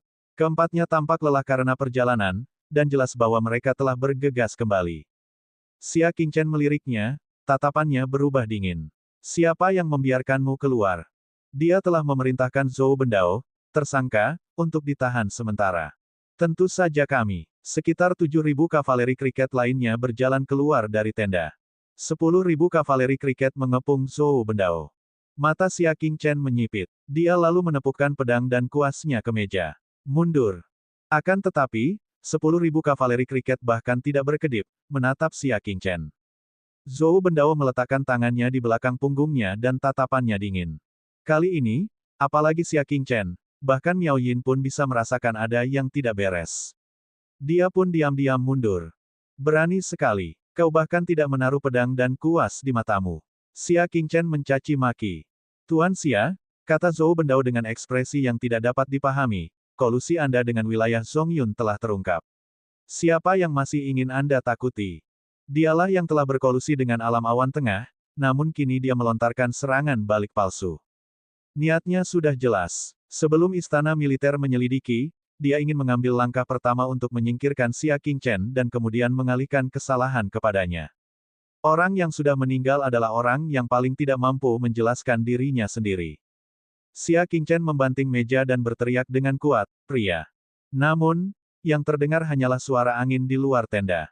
Mulut Zhou Bendao melengkung membentuk senyum dingin, "Tuan Xia, buka matamu dan lihat keluar." Dia memegang pedangnya dan mengayunkannya. Kekuatan bintang dan pedang Qi yang kuat menyapu dan membelah seluruh tenda.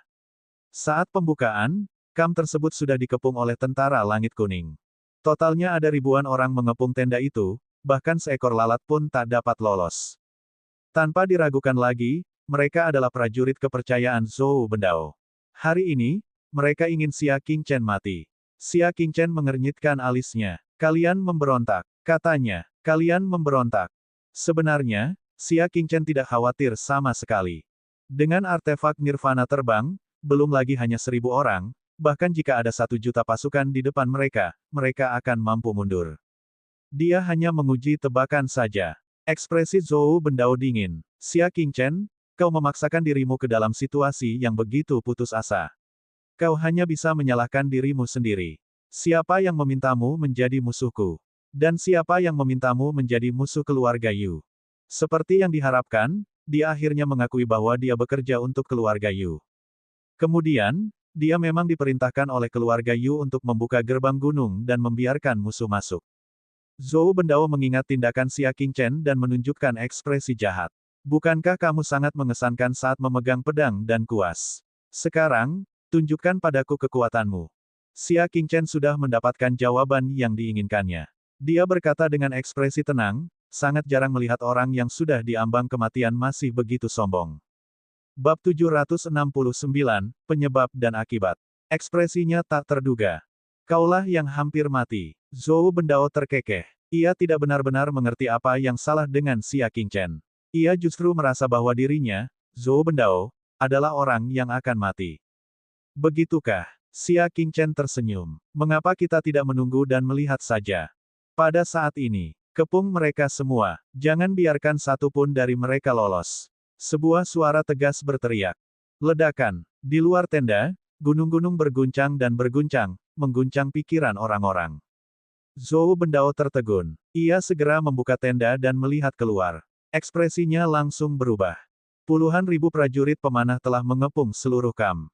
Tepatnya, mereka mengelilingi gugusan langit kuning yang mengelilingi tenda. Tim kepercayaannya langsung panik dan tidak tahu harus berbuat apa. Beberapa dari 100 prajurit kavaleri bahkan memandang mereka dengan cemas, meminta instruksi. Ekspresi 10.000 kavaleri kriket berubah saat mereka berkata, "Tuan Zhou, ini." Zhou Bendao juga terkejut, tetapi dia berpura-pura tenang dan berkata, "Tenanglah, aku akan keluar." Setelah itu, dia menoleh dan melirik Xia Qingchen. Tatapannya dingin saat dia berkata, "Adapun mereka, cepatlah." Dia hanya menjawab, "Secepatnya," tetapi tidak perlu menanyakan apa yang ingin dia lakukan secepatnya. Ya, kavaleri 10.000 jangkrik segera memandang dengan dingin. "Tuan Xia, kami datang untuk mengantarmu." Mereka semua berada di puncak bintang menengah, Xia Qingchen tentu saja tidak keberatan jika ada satu atau dua dari mereka. Akan tetapi, jika jumlahnya ada 10, tetap saja akan sedikit merepotkan jika dia tidak berhati-hati. Melihat ini, Miao Yin diam-diam mundur ke sudut dan berencana untuk berdiri saja. Dia tidak sabar menunggu kedua belah pihak saling membunuh, dan akan lebih baik jika Xia Qingchen terbunuh. Mengapa dia harus membantu? Kalian berlima, hadapi wanita itu. Kami akan hadapi Xia Qingchen. Salah satu dari 1000 pasukan kriket meliriknya. Hei, Miao Yin sangat marah. Aku salah satu dari kalian. Mereka tahu Miao Yin berasal dari alam awan tengah. Itulah sebabnya kalian pantas mati. Benar sekali. Ksatria 1000 jangkrik itu berkata dengan penuh penyesalan, jika kalian semua mati bersama, masalah Xia Qingchen yang berkolusi dengan prajurit wanita musuh akan lebih meyakinkan. Menjijikkan. Miao Yin menyerah pada ilusinya untuk duduk santai dan menikmati keuntungan. Niat membunuhnya pun terungkap. Pihak lain jelas ingin membunuhnya untuk mencegahnya mengungkapkan semuanya. Bagus. Bibi buyut ini juga mengalami hari yang menyebalkan hari ini. Karena kamu mencari kematianmu sendiri, jangan salahkan aku. Miao Yin segera mengeluarkan basis kultivasi dari posisi bintang utama. Begitu kekuatan bintang diperlihatkan, ribuan kavaleri kriket terkejut. Cepatlah datang, dia ada di posisi bintang utama.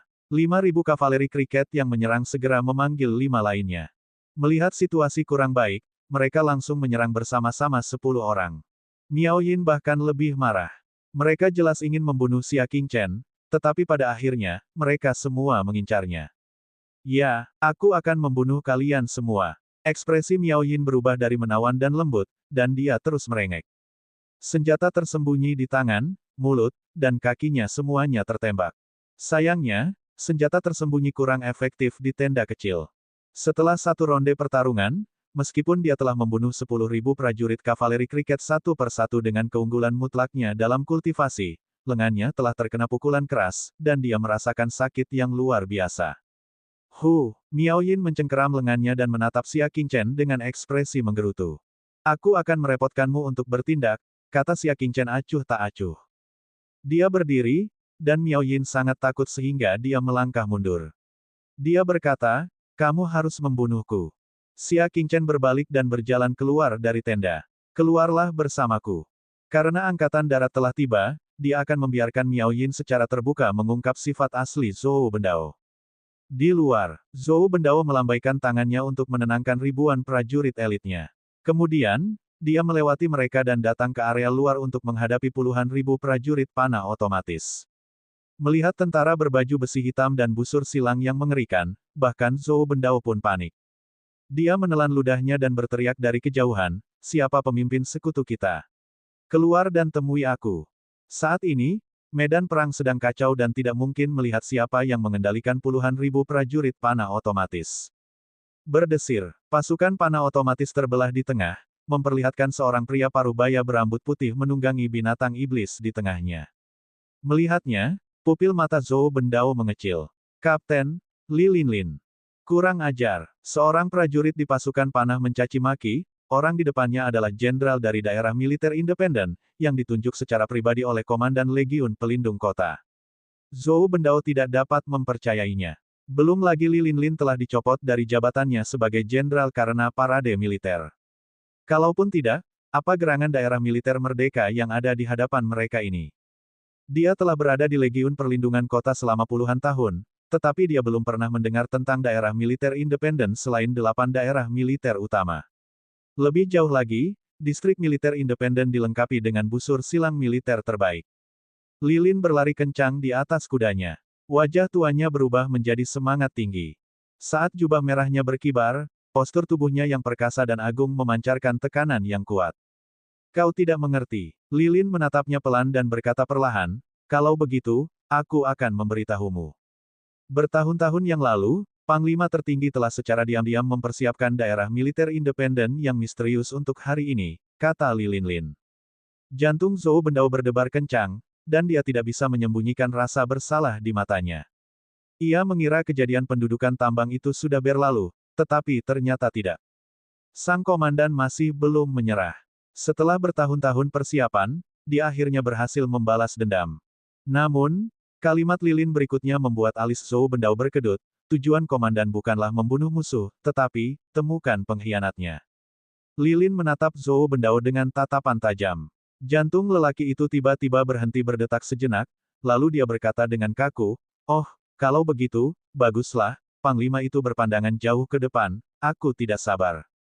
Sudut mulut Lilin melengkung membentuk senyum mengejek dan dia melanjutkan, "Setelah beberapa tahun persiapan, daerah militer independen tidak hanya lengkap, tetapi juga telah diatur agar dekat dengan desa. Dan mereka hanya membutuhkan seorang jenderal untuk memimpin mereka." Jadi, Zhou Bendao memiliki firasat buruk.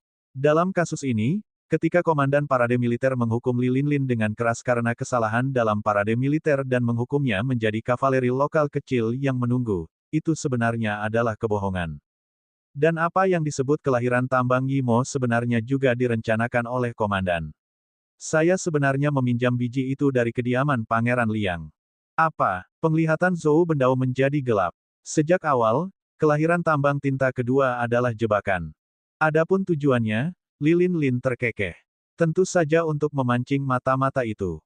Kita lihat saja siapa yang mengkhianati mereka. Sejak ranjau itu hilang, sang komandan tidak pernah membenci serangan mendadak tentara wilayah Zongyun. Itu adalah pengkhianatan dari pihak mereka. Merupakan hal yang umum bagi kedua belah pihak untuk bertempur satu sama lain, tetapi mata-mata tidak dapat ditoleransi. Puluhan ribu jiwa yang terkubur di desa pegunungan itu semuanya berkat pengkhianat itu. Oleh karena itu, sang komandan telah berusaha sekuat tenaga untuk memancingnya keluar dan menciptakan berita bahwa Ranjau Yimo telah muncul di sudut tambang. Pengkhianat itu pasti akan berusaha sekuat tenaga untuk menyampaikan berita itu kepada Angkatan Darat Senja. Tentara di wilayah Zongyun pasti sudah memastikan bahwa tambang Yimo itu nyata. Itulah sebabnya mereka mengerahkan begitu banyak pasukan untuk memperjuangkan daerah itu. Dan satu-satunya yang mengetahui hasil penilaian biji Yimo adalah kamu dan kedua penilai itu, kata Lilin sambil tersenyum tipis. Bab 770, setiap cara yang mungkin untuk menolak. Hati Zhou Bendao bergetar. Komandan telah datang menjemputnya. Sebagai pemimpin kelompok Surgawi Kuning, Zhou Bendao adalah anggota keluarga Yu, jadi dia tidak mendengarkan perintah komandan. Ia mengira dengan dukungan keluarga Yu dan semua bukti kejadian waktu itu sudah terhapus, Panglima itu tidak akan bisa berbuat apa-apa terhadapnya. Namun siapa sangka ternyata dia tak kunjung menyerah dan bahkan berencana untuk memancingnya keluar hari ini. Untungnya, dia telah membuat persiapan sejak lama dan dapat sepenuhnya melimpahkan kesalahan kepada Xia Qingchen. Lagi pula, Maya tidak akan membela diri. Jenderal Li, sejujurnya, aku juga merasakan kehadiran pengkhianat, jadi aku bergegas kembali lebih dulu dan menangkap serta membunuh dua dari mereka. Zhou Bendao berlutut dengan satu kaki dan perlahan-lahan mendapatkan kembali ketenangannya. Jadi bagaimana jika komandannya pandai membuat rencana jahat? Dia, Zhou Bendao, telah berada dalam kelompok surgawi Huang selama bertahun-tahun, dan dia tidak bisa dianggap enteng. Kau ingin menjatuhkannya? Tidak mungkin. Apa yang telah kau lakukan? Pupil mata Lilin mengecil. Zhou Bendao berbicara dengan tenang. Jenderal Li, aku akan jujur padamu. Aku sudah menemukan pembunuh dan pengkhianat yang sebenarnya. Dia adalah Xia Qingchen, yang dikirim ke sini oleh seseorang. Kau membunuhnya. Lilin Lin mencengkeram tali kekang dengan erat dan sangat marah. Siapapun yang punya mata bisa tahu siapa pengkhianat itu, dan jika Zhou Bendao mencoba menjebak mereka, itu akan menjadi bencana. Zhou Bendao menjadi lebih tenang dan berkata, saya menemukannya berkolusi dengan seorang prajurit wanita di wilayah Zongyun dengan bukti yang tak terbantahkan. Setelah mereka terungkap, mereka menolak untuk ditangkap, jadi kami hanya bisa membunuh mereka untuk mencegah mereka melarikan diri dan melukai tentara kami. Saat berbicara, dia menunjukkan ekspresi penyesalan. Xia Qingchen masih sangat muda dan seharusnya bisa mencapai banyak hal. Namun, dia mengambil langkah yang salah dan jatuh ke jurang tanpa jalan kembali. Kita perlu terus-menerus mengingatkan diri kita tentang hal ini. Lilin menggertakkan giginya dan niat membunuhnya membumbung tinggi. Tak tahu malu. Namun, pada saat ini, sebuah suara pelan terdengar, "Terima kasih atas pujianmu, Tuan Zhou. Aku akan terus bekerja keras dan mencapai hal-hal besar." Hah! Tubuh Zhou Bendao bergetar, pupil matanya mengecil saat dia menoleh ke belakang. Dia terkejut. Kelompok sampah itu sebenarnya tidak membunuh mereka berdua. Xia Qingchen hanyalah seekor jangkrik, dan kekuatannya terbatas. Bagaimana mungkin 10 orang tidak dapat membunuhnya? Hatinya hancur. Di sisi lain, setelah Lilin tertegun sejenak, dia sangat gembira dan berkata, "Cepatlah." Dia punya kesan cukup baik terhadap Xia Qingchen. Sejak ia dilucuti dari jabatan resminya, semua orang menjaga jarak darinya karena takut punya hubungan darah dengannya. Hanya Xia Qingchen yang masih memperlakukannya sebagai jenderal. Wajah Zhou Bendao muram dan ekspresinya terus berubah. Dia menyaksikan Xia Qingchen perlahan berjalan ke arah Lilin Lin, dan sekilas tatapan kejam terpancar di matanya. Dia sama sekali tidak bisa membiarkan Xia Qingchen hidup. Jika Xia Qingchen masih hidup, itu berarti dia, Zhou Bendao, pada dasarnya telah dihukum. Kejahatan pengkhianatan seperti itu akan mengakibatkan pemusnahan 9 generasi keluarga. Jika dia membunuh Xia Qingchen sekarang, dia mungkin masih punya kesempatan untuk berdebat. Bahkan, dia mungkin tidak perlu mati. Pengkhianat negara, semoga surga menghukummu. Zhou Bendao tiba-tiba berdiri dan memimpin untuk menyerang Xia Qingchen. Seberapa mudahkah bagi seseorang di fase tengah tingkat astral utama untuk membunuh seseorang? Terlebih lagi, dia dikelilingi oleh prajurit elitnya. Beberapa ribu prajurit elit segera bergerak dan melancarkan serangan ke arah kelompok Xia Qingchen. Mereka yang bergerak akan dibunuh tanpa ampun. Lilin sangat marah. Dia melompat dari kudanya dan berteriak dengan marah. Tekanan dari wilayah bulan meliputi beberapa mil, membuat jantung para prajurit berdebar kencang. Selain itu, puluhan ribu prajurit pemanah segera mengangkat busur panah mereka dan membidikkannya ke arah mereka. Jika mereka melakukan tindakan lagi, itu akan menjadi pembantaian sepihak. Tentara wilayah Zongyun cukup kuat, kan? Tapi hasilnya, puluhan ribu prajurit musnah oleh anak panah tentara busur silang. Belum lagi jumlah orangnya hanya beberapa ribu orang saja. Para prajurit tidak bergerak, tetapi Zhou Bendao tidak mau menyerah. Tatapannya semakin jahat. Pada saat ini, dia hanya punya satu pikiran di benaknya, membunuh Xia Qingchen. Hanya ketika Xia Qingchen meninggal, dia dan klannya memiliki secercah harapan untuk bertahan hidup. Nyaris, 10 zang. Dia hendak menyerang, tetapi Lilin adalah elit tingkat bulan. Jika dia membiarkan seorang kultivator tingkat bintang utama bertindak begitu lancang di depannya, di mana dia akan menaruh mukanya? Kau mencari kematian. Sosok Lilin seperti pesawat ulang-alik, menginjak kepala dan bahu para prajurit elit. Dia tiba dalam sekejap mata dan pada saat kritis, dia berbalik dan menendang bahu Zhou Bendao. Kaca, seberapa kuat serangan biasa dari elit tingkat bulan. Tulang belikat Zhou Bendao hancur, dan dia terlempar mundur seperti pegas dan jatuh ke tanah. Turunkan dia, Lilin berteriak dengan gagah berani. Beberapa prajurit pemanah segera maju ke depan dan mengarahkan panah mereka ke arahnya, membuatnya tidak berani melawan. Lilin Lin kemudian menatap pasukan kepercayaan Zhou Bendao dan berkata dengan dingin, "Segera menyerah. Kalau tidak, kami akan menganggapnya sebagai pengkhianatan." Melihat situasi Zhou Bendao yang sudah tidak ada harapan lagi, ribuan prajurit elit tentu saja tidak mau menyerah bersamanya. Mereka meletakkan senjata dan berlutut untuk menyerah. "Tuan Li, aku telah dirugikan." Bahkan sekarang, Zhou Bendao masih mencoba untuk membantah. Lihatlah wanita di samping Xia Qingchen. Dia jelas dari pasukan alam awan tengah. Xia Qingchen tetap tenang saat mendengar ini. Dia berkata dengan acuh tak acuh, "Miao Yin, katakan padanya, siapa orang yang disuap oleh wilayah Zongyun." "Itu dia." Miao Yin menunjuk ke arah Zhou Ben dan berkata, "Itu dia." "Kau mendengarnya." Xia Qingchen menatap Zhou Bendao dan berbicara dengan acuh tak acuh. Zhou Bendao terkekeh dingin. "Xia Qingchen? Oh Xia Qingchen. Bukankah ini membuktikan bahwa kau bersekongkol dengan musuh? Tuan Li, Orang ini bersekongkol dengan orang luar untuk memfitnah jenderal setia kita. Niatnya jahat dan dapat dikatakan sebagai kejahatan keji. Tolong segera bawa dia ke pengadilan di tempat. Dia hanya mempunyai satu sikap, yaitu menyangkalnya dengan segala cara yang mungkin dan tidak pernah mengakuinya. Li Linlin tertawa terbahak-bahak. Tawanya penuh makna bahwa dia sudah menduga hal ini. Zhou Bendao, aku ingin kamu bertemu seseorang. Dia bertepuk tangan, dan pasukan panah di belakangnya mengawal seorang pemuda yang sangat kurus mendekat. Dia tidak lain adalah pemuda yang telah menerima pesan Zhou Bendao dan kembali untuk melaporkannya. Aku telah memantau utusan dari alam Zongyun yang telah menghubungimu. Dia telah mengakui semuanya. Apakah kau mencoba mengatakan bahwa aku memfitnahmu? Li Lin mencibir. Mata Zhou Bendao berkedip, dia menggertakkan giginya dan berkata, bagaimana kamu bisa membungkamku hanya dengan beberapa kata dari orang lain? Apakah ada hukum di dunia ini?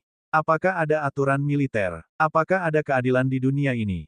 Dia mengajukan 3 pertanyaan berturut-turut dengan sikap yang mengesankan, seolah-olah dirinya telah sangat dirugikan. Li Lin menyipitkan matanya. Zhou Ben berkata seperti ini. Memang, kalau saksinya cuma 2 orang, mustahil mereka bisa dihukum. Kalau tidak, kalau ada 2 musuh acak yang datang memberi kesaksian, bukankah akan kacau balau kalau keluarga seorang jenderal berpangkat tinggi dibasmi? Aku punya bukti. Tanpa diduga, Miao Yin tiba-tiba berkata. Namun, dia tidak mengeluarkannya, tetapi menatap Xia Qingchen. Artinya sudah jelas dengan sendirinya. Hanya jika Xia Qingchen bersedia membiarkannya hidup barulah dia akan mengeluarkan buktinya. Aku bisa melindungimu dari kematian. Xia Qingchen hanya mengatakan ini. Bagaimana mungkin Miao Yin tidak mendengar makna mendalam di balik kata-katanya? Dia mungkin tidak mati, tetapi dia mungkin disiksa atau dipenjara. Selama dia tidak mati, itu tidak akan dianggap sebagai pelanggaran janji.